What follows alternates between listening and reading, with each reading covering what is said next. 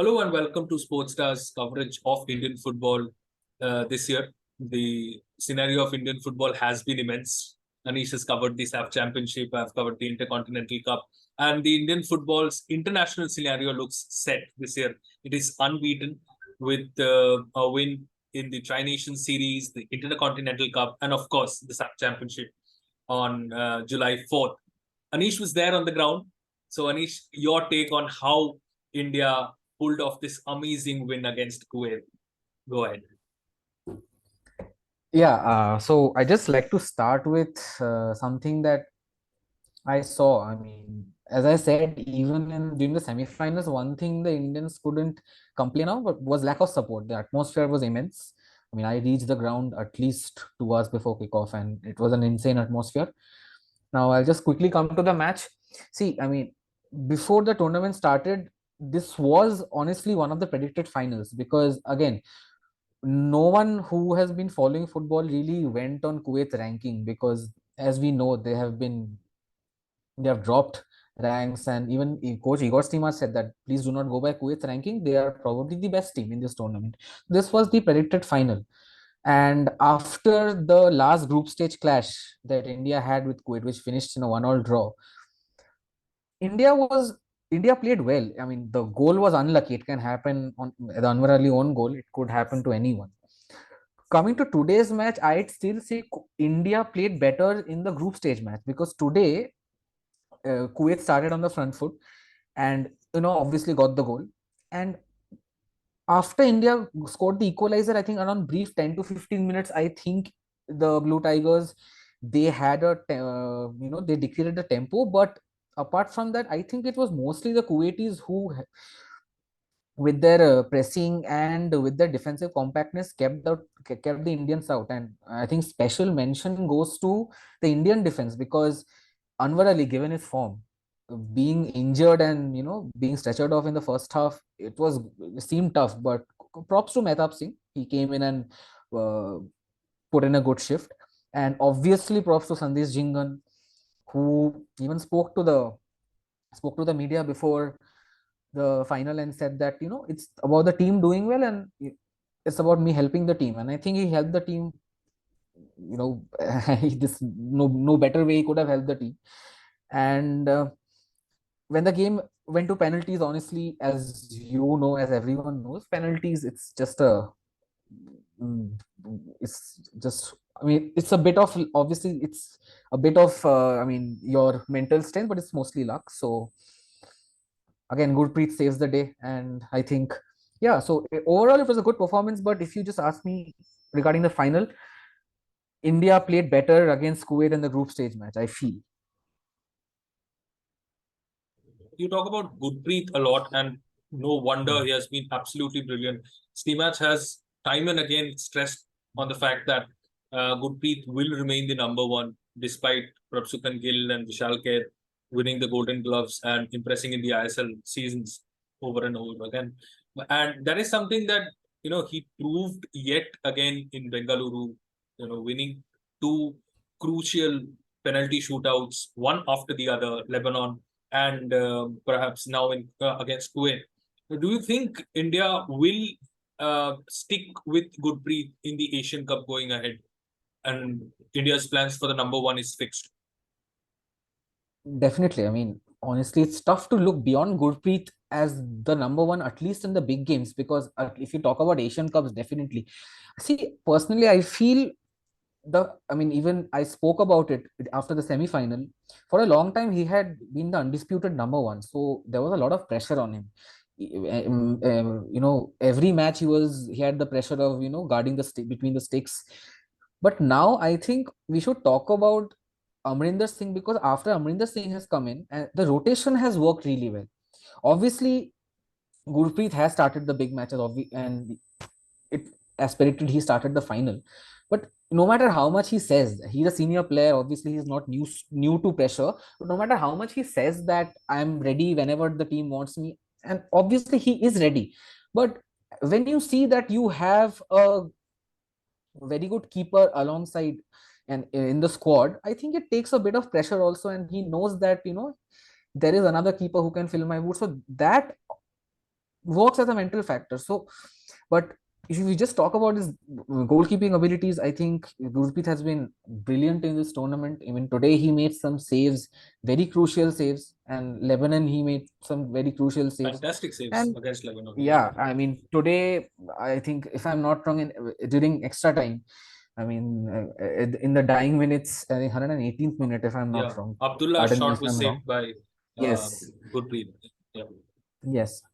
And I know, as he said that, I mean, when I spoke to him after the semi-final, he said that, it's just about making, because I mean, we all know how big of a guy Gurpreet is, but he just said it's all about making myself big and not making it easy for the opposition.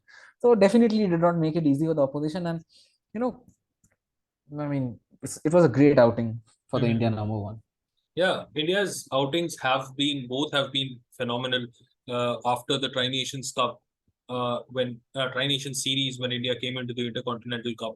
The matches against Lebanon, which India had not beaten for a very, very long time. It beat them very comfortably in the final, where it went ahead and secured a comfortable win. India found, and I completely agree with you when you say India found its solutions in Amrinder Singh, because Amrinder's that save of Abdullah's, which ended in the side netting in the first clash between Mhm. India and Kuwait, Yes, perhaps yes. showed the kind of class that Amrinder Singh and Gurpreet Singh bring to the table. India's and coming about squad selections, I'd say India has chosen to move on, if I'm not being very crude, from Subhashish Bose and Pritam Kotal to a Nikhil Pujari and an Akash Mishra wings. That is something that these two tournaments have established for Steamats, that the Blue Tigers have finally found two young people, and I genuinely give a lot of credit to Manolo Marquez here by the kind of work that he has contributed to in producing these kind of wing backs. What kind of impact do you think Pujari and Akash Mishra had in the match today? Yeah, I mean, before just talking about their impact on the match today, I mean, I completely agree with you. Also, I'd like to say that, I mean, before saying this, let me be clear. Pritam Kotal and Subhashish Bose, on their day, they are very good defenders. But Nikhil Pujari and Akash Mishra, what they have done is that they have brought the flavor of the modern fullback. They are equally good going forward and tracking back. And as we all know, modern football requires their fullbacks to go forward and join an attack. I mean, defensive, I even say that when it comes to just defensive capabilities, maybe a Kotal is better than a Pujari or a Mishra, maybe. But, there's just that balance that they bring. And I completely agree with, saying that huge props to Manolo Marquez for developing those two. Mhm. Talking about today, I'd say today, Akash Mishra, he put in I mean, both of them obviously had good games, but Pujari, especially from where I was sitting, I mean, I saw Pujari's game extensively, and I wouldn't say he was flawless, because there were some cheap balls given away. He wasn't winning a lot of second balls, and he has had better games. But at the end of the day, he did the job. I mean, because if you see the first goal, I can't really blame the defense for that goal, because if you that inside of the foot pass and the way Kuwait build that goal up, I mean, some goals are so well worked out that no, you can't really blame defenders. Similarly, for the goal India scored, I mean, what do you say? I mean, it was such a well worked out goal. So talking about Pujari, I feel I mean, talking about his contribution in attack and obviously tracking back, one place where I think he can improve is the final ball, because we could see a lot of counter attacks being wasted because the final pass wasn't coming through. And probably if he works a bit on his pace, I mean, he's not the slowest, but if he works a bit on his pace and ball retention, I think we have a very good player. um, India has a very good fullback for the future. I mean, because if you remember the Intercontinental Cup final, you saw that goal live. That 3-3 That finish. back It was heel to that Changte. backheel nutmeg to Changte, and Changte squared ball to Chetri. So I mean, he has the skill. So just some basic polishing, and he's there, I feel. Yeah, I mean, the best part about Steam Match's selected squad for these two tournaments has been the way that he's planning to go ahead in the Asian Cup. Because when you look at the back two, which is Anwar and Jhingan, the addition of Jeekson as a CDM has put in the formation of a 3-5-2 when needed. So when you very correctly talk about the wing back positions of Pujari and Akash Mishra, then when India transforms to a 3-5-2 shape, Mishra and Pujari become the wing backs there. And Exactly. when India needs a defensive, a defensive outlook, for example, after it has scored a particular goal, it goes ahead and brings in players like Rohit Kumar, Subhashish Bose, or Pritam Kotal, all of whom are fantastic in a defensive job. So India's job looks set in terms of how it decides to go ahead. Stimas has always stressed on the fact that he always asks the team to go ahead and score. And that's the kind of a 3-5-2 formation that we see in Serie A, that we see in Italian football, of going ahead with the solid core in the lower block, is something that India is going ahead with. I like to talk about somebody who both of us have seen grow up in these two tournaments, is Mahesh Singh. Mahesh Oh, was a wow. revelation in I League and Yeah. ISL with East Bengal last season. And in these two tournaments, he's ultimately cemented the position of a creative midfielder who goes ahead and attacks from anywhere in the final third. Yeah. So, I mean, just before coming to Mahesh, I'd just like to say, you're talking about defensive midfielders. Let's not forget we also have a Suresh Swangjam who was not there. Yeah. So there's another player we need to watch out for.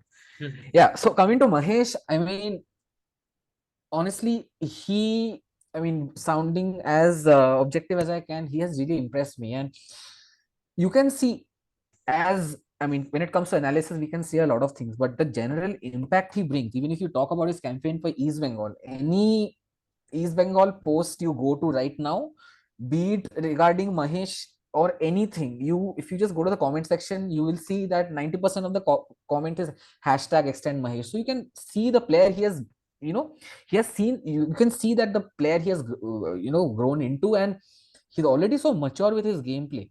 And let's be honest, breaking into the first team isn't that easy. And he's not a starter, but I don't. The day is not far where I see him starting over Ashik Kuronian. Ashik Kuronian gets the nod right now, obviously, with due respect to Ashik Kuronian. He gets a lot of a big reason why he gets the nod right now is because of his physicality, and obviously because he on his day he's a very good player with his crossing abilities. But the way Mahesh Naurem Singh has been dictating, and holding the beat ball retention. If you notice, whenever he gets the ball closer to the touchline and on the flanks, the way he holds the defenders and makes space and goes for the crosses, it's amazing, honestly. And I think this player should really be polished. Coach Timach said that he's one of his favorite players to watch. So that's the big praise coming from the head coach. And he won't say that about regarding anyone. So definitely, I completely agree with you that in these two tournaments he has seen a player grow up, and hopefully with the Kings Cup and the Medeka coming up, and obviously and with the Asian Cup next year, let's hope that the polishing continues, the growth continues. India really has a good winger, and it's not just about winger, because Mahesh Gowli after the semi-final presser, if you remember, Mahesh was deployed right behind Chetri, and Gowli said that Ashik was having a good game, so we didn't see any reason to sub him off.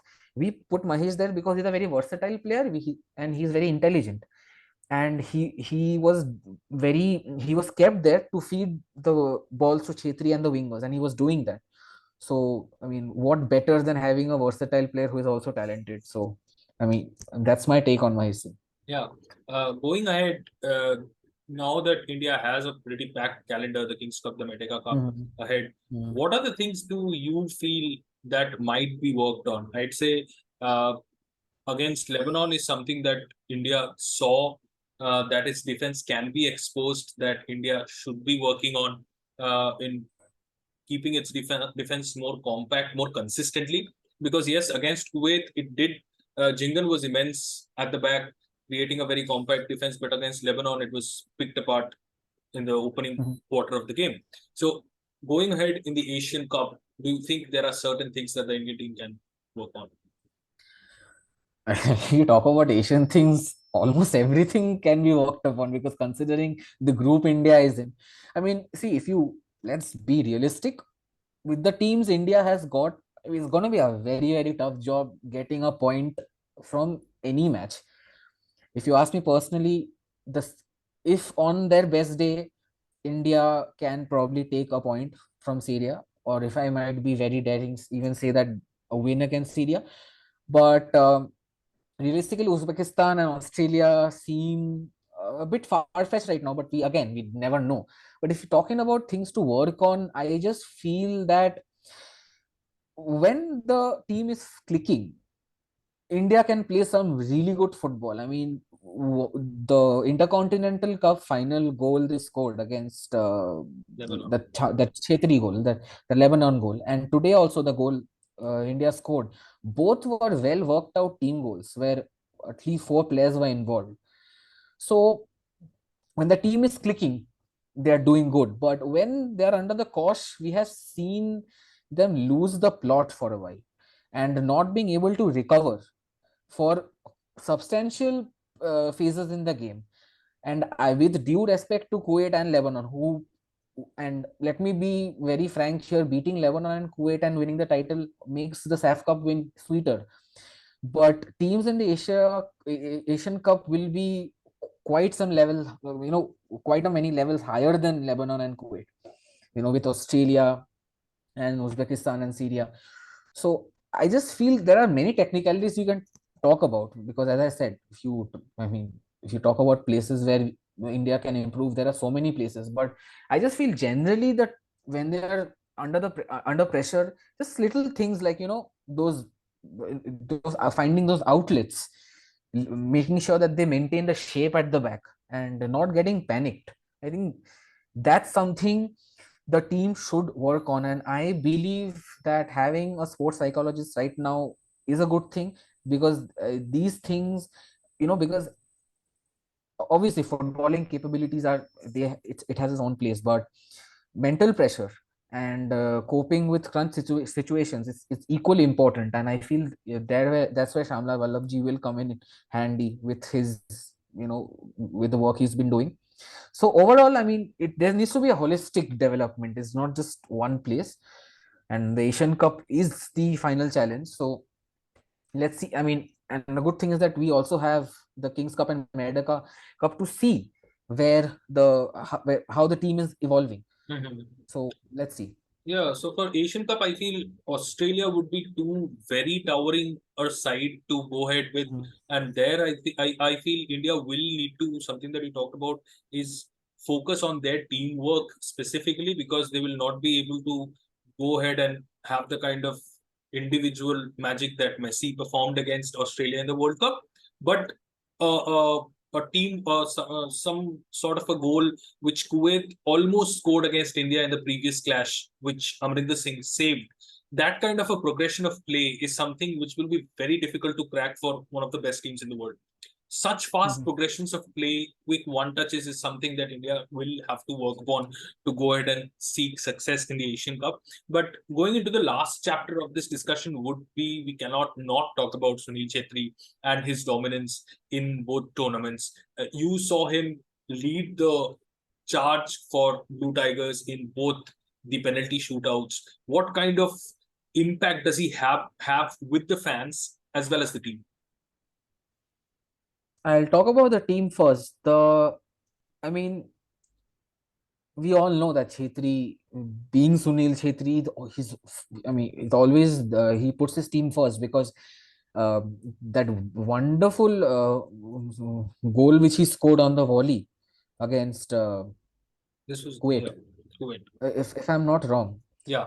when he was asked about that goal, he said that he just said great ball by Thapa, and that's it. He walked off after that. That's all he had to say. So the man doesn't like talking about himself a lot, but I mean, he is captain material, and I personally found him very vocal, especially after the Pakistan match. Pakistan match, this is completely a personal take. He seemed a bit reserved. I mean, he was not going too much. He was not too vocal, but I think especially after the Pakistan match, he started going a lot more vocal. And I mean, we all know how the team looks up to him. Everyone, I mean, from the junior players to his contemporaries and to the senior players, everyone looks up to him, and they say that how lucky they are to have Chetri as a player. But so definitely his impact is great, but let's now talk, let's be real for a minute. He is 38, and we have seen plays more of a coaching role now, and he's still one of the fittest guys in the team, don't get me wrong. Probably the fittest. But I have seen there's a tendency to always pass the ball to Chetri, even when there's a shooting opportunity, or probably when a better ball can be played. This, I feel, this over dependency should reduce. I mean, goals are coming in from other players. It's not just Chetri anymore, but still I feel there's a tendency to try and find Chetri a bit too much. And talking about the fans, what what do I say? There's nothing left to be said, honestly. His relationship with the fans. But since you spoke about Chetri, uh, if you talk about the Asian Cup, uh, we have seen Chetri being very lethal in the air also, but it's not his strong suit. And this is something which you asked me, I could probably backtracking a bit, but the team needs to work on their combination play, because especially on on the combination play in the ground, because coming up when you play suppose let's take Australia for example, I do not see Sunil Chhetri winning many balls against Harry Suter, let's be honest, or Jackson Irvine. So little things, but overall I think Chhetri is still a force to be reckoned with, but there should be an answer beyond him also. Yeah, I mean, I completely agree with you here because Bengaluru FC became a force to reckon with after it stopped its over dependency on Sunil Chhetri. Yes. Because the team understood that he is a legend and he deserves his own space and fame. But a team doesn't win a match alone. That is a kind of the Neymar syndrome that Brazil used to have once, still has at times, where every time the ball moves into the final third, it has to be passed to Neymar. And that is something that I found in terms of a little, I would say, in an optimistic form. I saw glances of it in Bengaluru FC in the form of Sivashakti. We saw Changte moving in and playing the poacher's role in multiple occasions throughout the Intercontinental Cup and the SAFF Championship. But the bigger question will definitely be who after Chetri takes up the number 9 role, because we don't really see a number of Indian strikers other than Ishan Pandita, who is out injured and actually struggles with injuries, has been struggling with injuries in terms of national duty. So who after Sunil Chhetri takes up the number 9 role will be the pertinent question going ahead in the Asian Cup. And yeah, with that, we'll like to conclude the discussion we have. We will continue having more and more discussions because we have a packed calendar ahead: the Kings Cup, the Merdeka Cup, the Asian Cup, the AFC Asian Cup, and of course the Indian Super League coming up ahead this year. Keep following Sportstar for live updates of Indian football and the sport around the world. We'll be covering it through live blogs, videos, and everything that comes with it. Thanks for listening, and keep listening and enjoying to Sportstar as the updates of sport in the world of sport continues.